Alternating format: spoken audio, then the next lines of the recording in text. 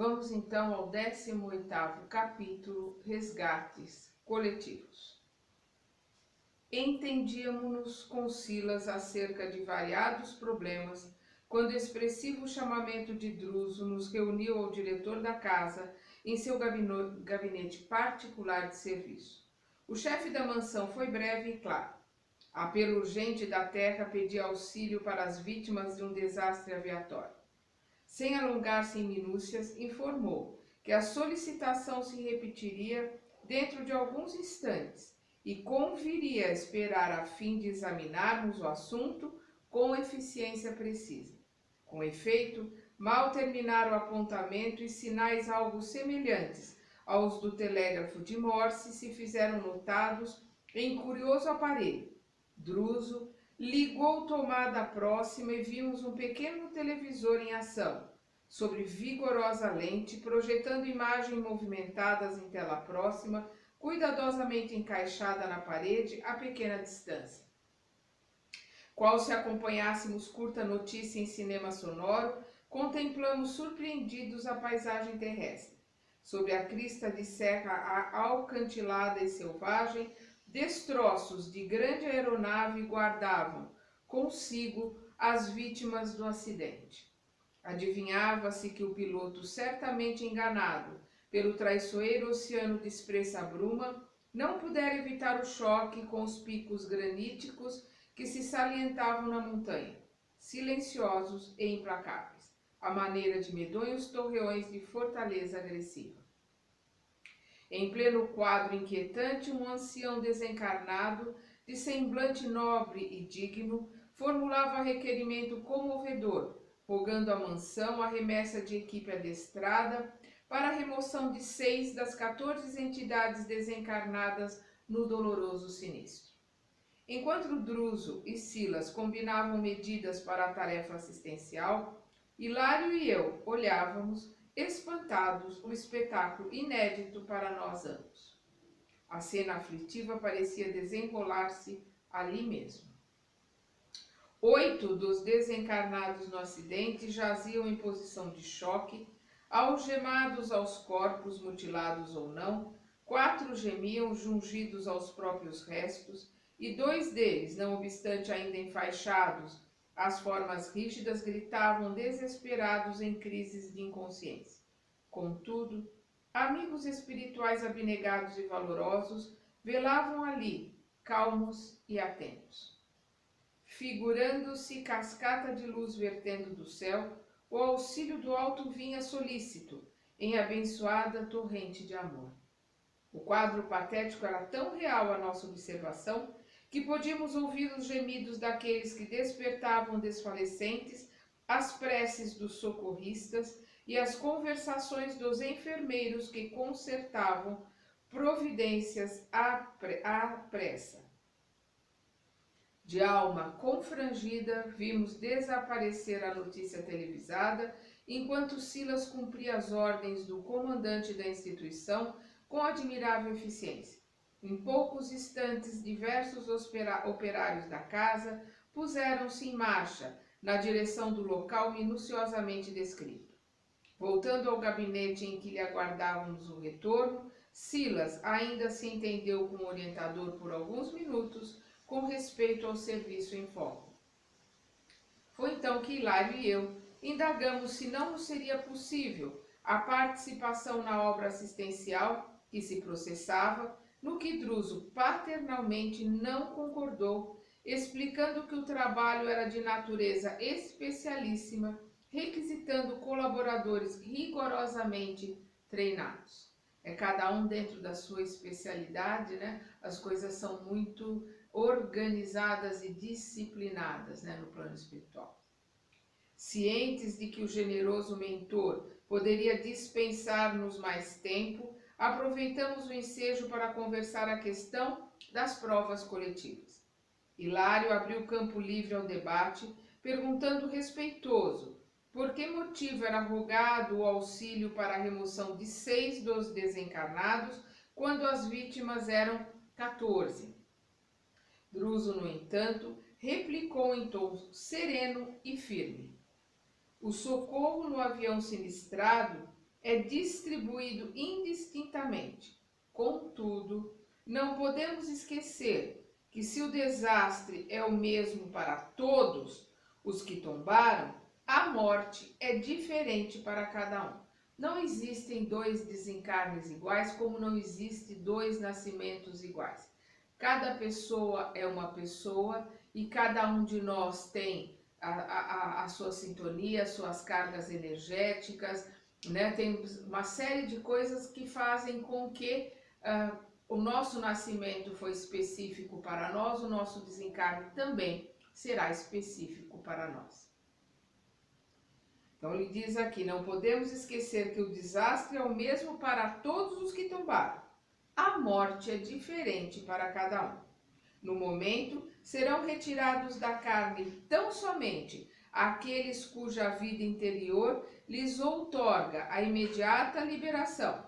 Quanto aos outros, cuja situação presente não lhes favorece o afastamento rápido da armadura física, permanecerão ligados por mais tempo aos despojos que lhes dizem respeito. Quantos dias? Clamou meu colega incapaz de conter a emoção de que se via possuído. Depende do grau de animalização dos fluidos que lhes retém o espírito à atividade corpórea. Respondeu-nos o mentor. Alguns serão detidos por algumas horas, outros talvez por longos dias. Quem sabe? Corpo inerte nem sempre significa libertação da alma. O gênero de vida que alimentamos no estágio físico dita as verdadeiras condições de nossa morte. Então, conforme nós cuidamos do nosso corpo, conforme nós cuidamos da nossa mente, conforme nós cuidamos de nós mesmos, né, através do conjunto inteiro de mente, corpo, espírito, né, vai ser a forma com que nós desencarnaremos, com respeito aos cuidados que tivemos para este corpo, para que o perispírito esteja na melhor condição possível, porque o corpo, estando na melhor condição possível, vai refletir no perispírito, que estará na melhor condição possível. Uma mente que se manteve em oração, em trabalho, em reforma íntima, vai ter um desencarne muito mais tranquilo, muito mais leve do que uma mente apegada a coisas, pessoas, objetos. Lembrando as palavras de Jesus, né? Onde estiver o teu tesouro, lá estará o teu coração. Então, cada um, conforme a vida que levou, vai estar com seus tesouros em lugares determinados e é lá que o nosso coração estará. Quanto mais chafurdarmos o ser nas correntes de baixas ilusões, mais tempo gastaremos para esgotar as energias vitais que nos aprisionam a matéria pesada e primitiva, de que se nos constitui a instrumentação fisiológica, demorando-nos nas criações mentais inferiores a que nos ajustamos, nelas encontrando combustível para dilatados enganos nas sombras do campo carnal propriamente considerado. E quanto mais nos submetermos à disciplina do espírito, que nos aconselham equilíbrio e sublimação, mais amplas facilidades conquistaremos para a exoneração da carne em quaisquer emergência de que não possamos fugir por força dos débitos contraídos perante a lei. Então, nós não temos como fugir de determinadas situações ou de determinados desencarnes. O desencarne coletivo é um desencarne necessário por dívidas passadas, né? Então, se junta vários devedores de determinadas situações e se resolve o problema coletivamente, né? Desencarnando vários na mesma situação.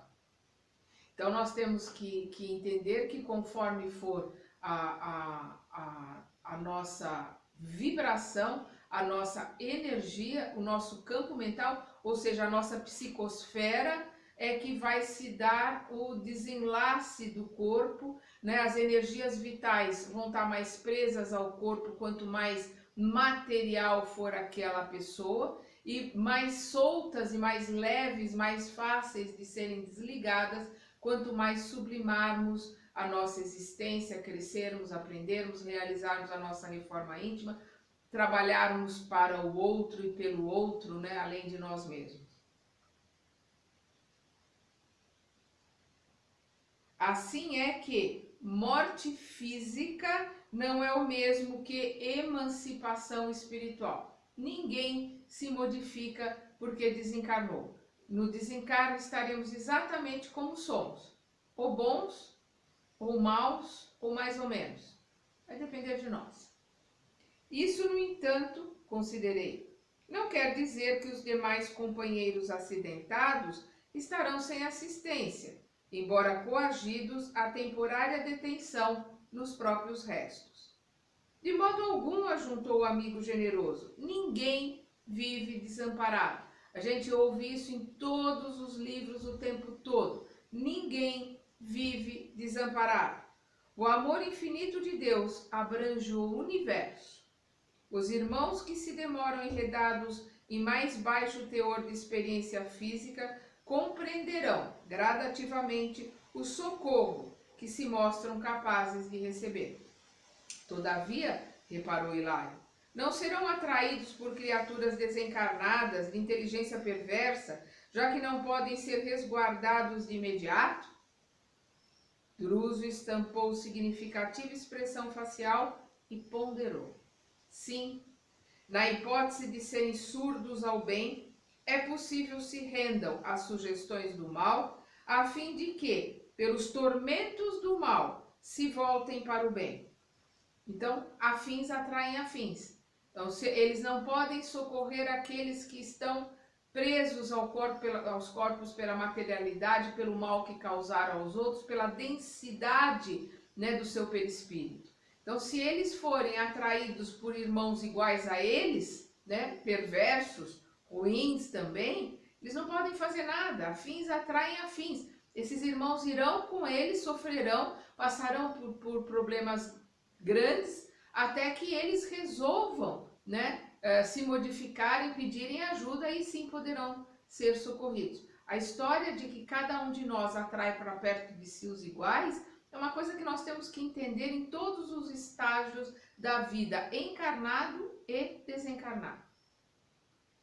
No assunto, entretanto, é preciso considerar que a tentação é sempre uma sombra a atormentar-nos a vida de dentro para fora. A tentação não é de fora para dentro, como muitas pessoas pensam. Ah, ele é tão bonzinho, uma ótima pessoa, vem alguém ruim ali e está tentando ele. Não. O que acontece, a tentação é de dentro para fora. Nós temos conosco essas ideias perversas, ou esses maus instintos, ou essa vibração mais densa, mais escura. Desculpa.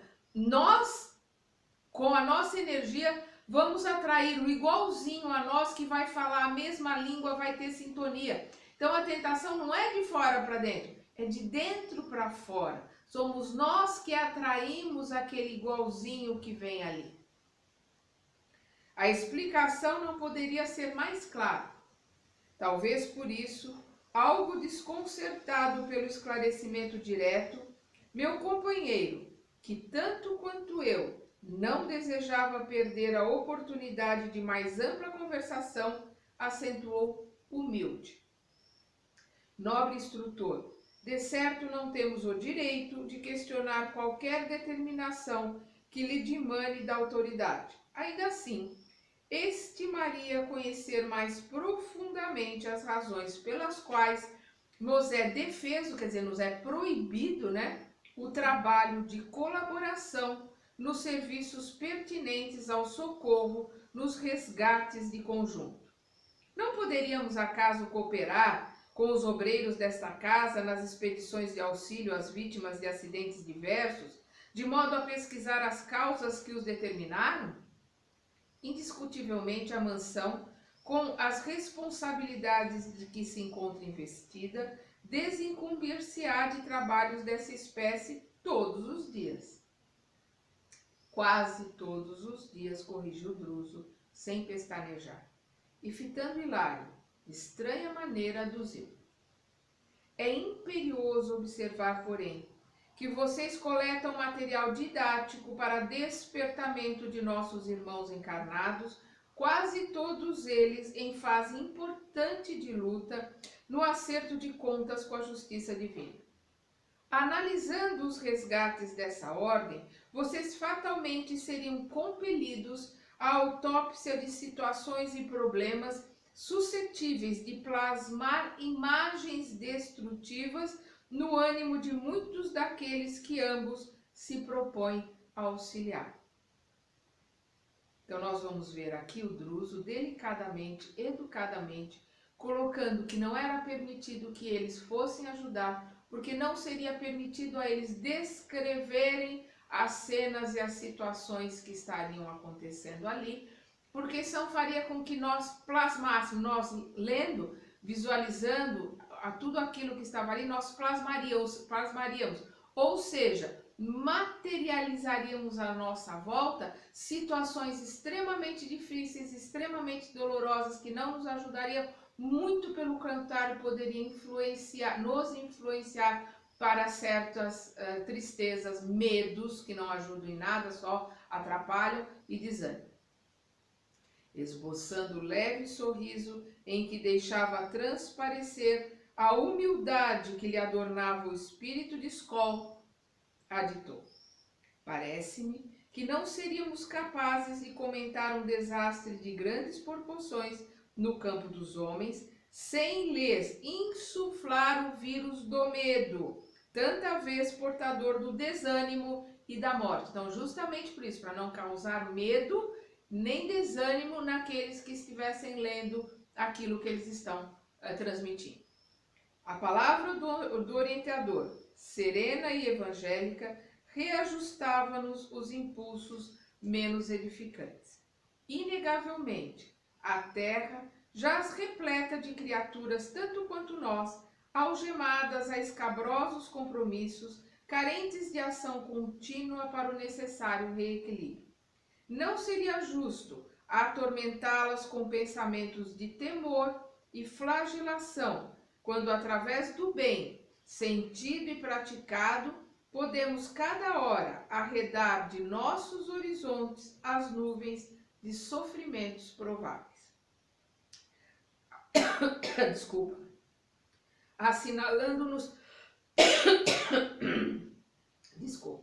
Assinalando-nos a atitude inequívoca de compreensão e de obediência, como não podia deixar de ser, o chefe da instituição continuou em tom afável depois de ligeira pausa.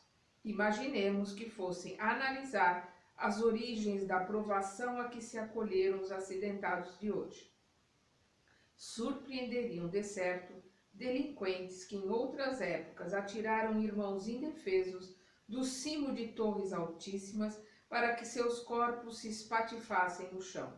Companheiros que em outro tempo cometeram hediondos crimes sobre o dorso do mar, pondo a pique existências preciosas, ou suicidas que se despenharam de arrojados edifícios ou de picos agrestes em supremo atestado de rebeldia perante a lei, os quais, por enquanto, somente encontraram recurso em tão angustioso episódio para transformarem a própria situação.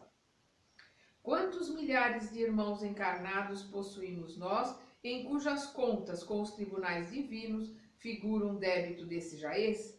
Entretanto, não desconhecemos que nós, consciências endividadas, podemos melhorar nossos créditos todos os dias.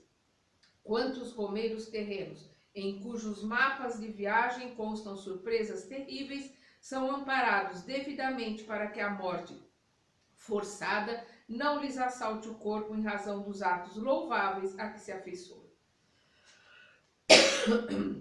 Desculpa. Vamos entender aqui o que o Druso está colocando. Então, aqueles que, pela livre e espontânea vontade, cometeram esses erros atrozes, né? De se suicidarem, se jogando de penhasco, se jogando de lugares altos, ou que mataram, né? Jogando irmãos em cima de torres, de castelos, né? De penhascos, uma série de coisas que as pessoas se espatifaram lá, tem que ter, passam, é a reação da ação, passam por esse desencarne difícil e doloroso de um desastre de aviação. Vamos continuar na segunda parte deste capítulo.